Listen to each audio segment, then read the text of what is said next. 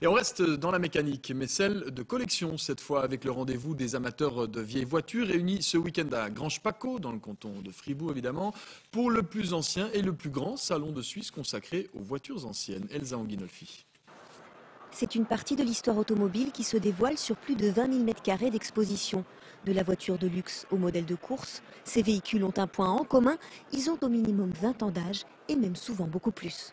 Il vient d'Allemagne, c'est un véhicule de 1955. C'est un véhicule très difficile à trouver parce que c'était des fourgonnettes de l'époque, elles ont tous été mis à la casse. Hervé Chmelnitsky a travaillé 1 an sur ce minibus pour lui rendre ses qualités d'origine, du design jusqu'au moteur. Je crois que ça fascine les gens, vraiment, cette vieille mécanique encore. Aujourd'hui, une voiture, il y a énormément d'électronique dedans, donc ça se répare avec un ordinateur. Les voitures qui sont exposées ici, ça se répare plutôt avec un tournevis. 20 000 visiteurs sont attendus sur 2 jours et l'attraction du salon cette année, c'est cette voiture, un engin construit en Suisse par 2 ingénieurs genevois. Cette voiture a été construite en 1905 par les frères Dufaux. C'est une voiture de course. C'est avec un modèle de ce genre qu'ils ont établi un record du monde de vitesse à 156 km/h.